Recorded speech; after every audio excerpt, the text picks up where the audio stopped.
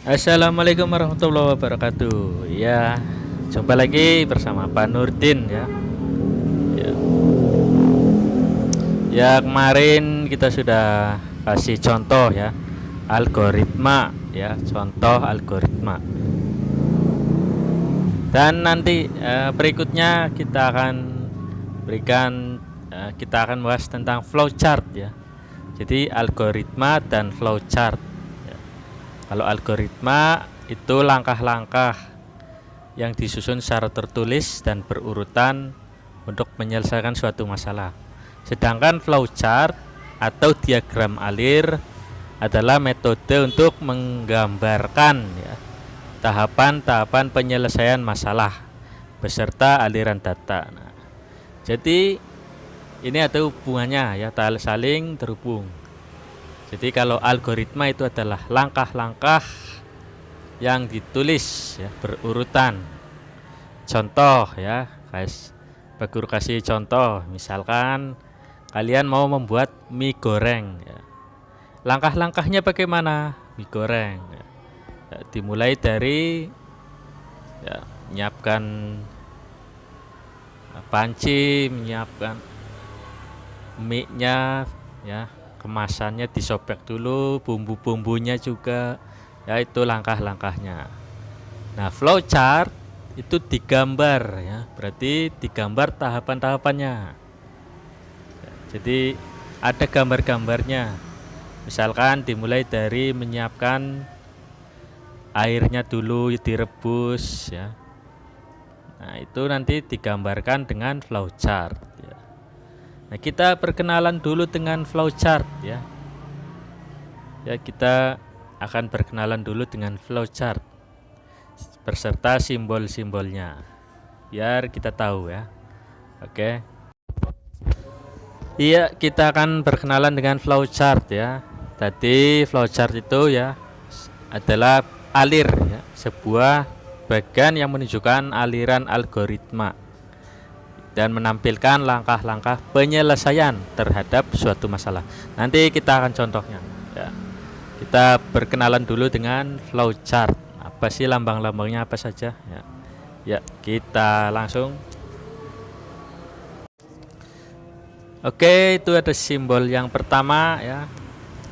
Itu ini gambarnya sebelah kiri ya.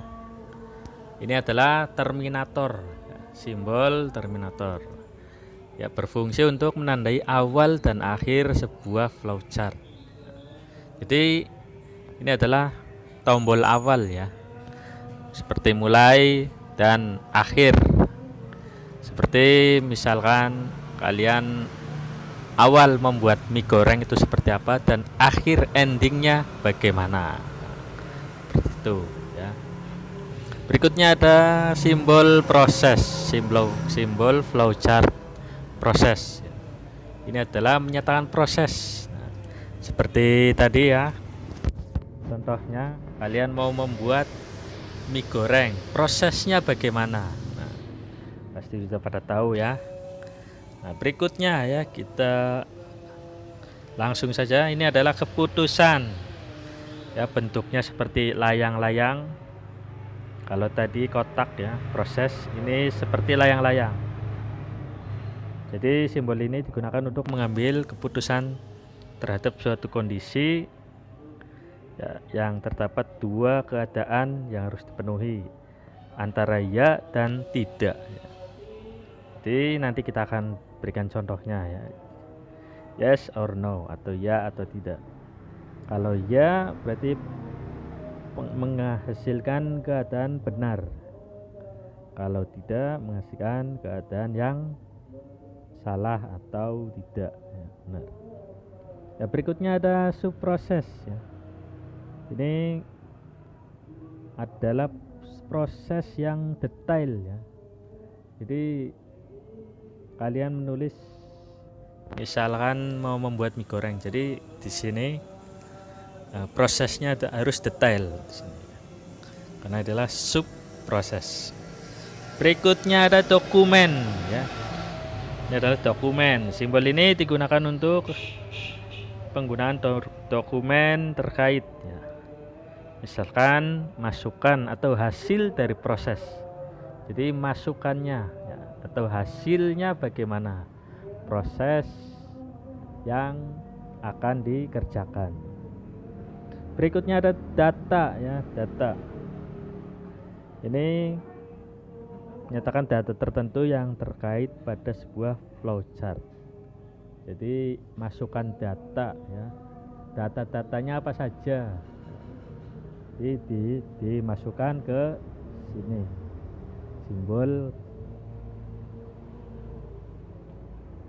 Simbol berikutnya adalah pangkalan data ya. Simbol ini menunjukkan pemakaian database pada sebuah flowchart. Pangkalan data ya, nanti kita belum sampai sini ya, nanti kita contohkan yang ini dulu, yang di atas ya, yang mudah dulu ya. Kita perkenalan dulu saja ya. Berikutnya adalah tampilan display ya, menyatakan peralatan output, misalnya layar TV ya. Jadi outputnya ya, atau gambar pada layar TV. Berikutnya adalah kartu atau punch card ya. Simbol ini menyatakan kartu dapat digunakan untuk masukan dan keluaran. Berikutnya adalah penunjuk alir. Ini adalah simbol untuk menghubungkan ya antara satu dan yang lain. Ya, misalkan kalian menulis langkah-langkah membuat mie goreng. Pertama apa? Di strip, buat anak panahnya, terus kemana? Habis rebus air, terus kemana lagi? Terus, nah ini menggunakan panah ya, penunjuk alir. Ya. Berikutnya adalah masukan manual ya. Simbol ini mempresentasikan masukan yang dapat dilihat secara manual. Berikutnya adalah operasi manual. Simbol ini mempresentasikan operasi yang dilihat secara manual. Berikutnya adalah persiapan atau preparation. Simbol ini mempresentasikan persiapan yang dilakukan sebelum menuju ke langkah berikutnya. Jadi ini adalah simbol persiapan. Seperti misalkan kalian mau kemah pramuka ya, itu persiapannya apa aja? Nah, yang disiapkan apa saja? Nah, itu contohnya. Oke, berikutnya adalah simbol konektor. Ini digunakan untuk menghubungkan satu langkah dengan langkah lain. Nah, ini adalah simbol konektor on peak atau sebuah titik awal ya. Seperti sebuah saklar ya. Kan ada on, nah, nanti ada off-nya nanti. Ini tombol on ya. Seperti tombol on. Berikutnya adalah off. Nah, ini adalah penghubung suatu langkah pada halaman yang sama. Off digunakan untuk titik temu penghubung satu langkah ya. Dari on back menuju off back. Jadi kan ada on ya. On, ada off. Seperti tombol ya. Seperti tombol lampu ya. Kan ada on off. Ya, langsung saja. Berikutnya adalah simbol anotasi. Simbol ini mempresentasikan informasi deskriptif, tambahan komentar atau catatan penjelasan. Nah, di sini ya. Ini teks ya, jadi penjelasan. Misalkan kasih contoh ya. Misalkan kalian membuat langkah-langkah proses apa, dikasih penjelasan, misalkan singkat ya, misalkan singkat terus penjelasannya apa, ini adalah bla bla bla. Nah, seperti itu ya. Ini adalah contoh sederhana ya, kita kasih contoh yang mudah ya, dimana di sini adalah contoh bagian alir sarapan ya.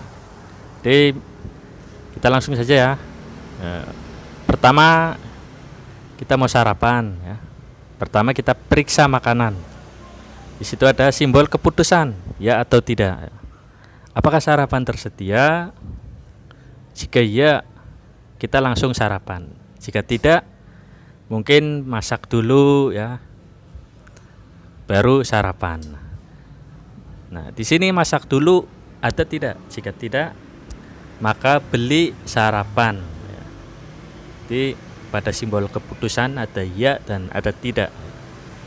Nah, lanjut. Masak dulu ya.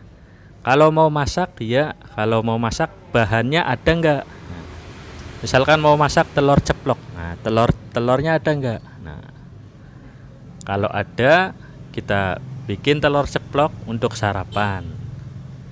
Ya, itu ada ya ke atas ya, buat sarapan. Dan lanjut sarapan. Ini di bahan tersedia ya, di simbol keputusan bahan tersedia. Jika bahan tidak tersedia ya, maka tidak sarapan.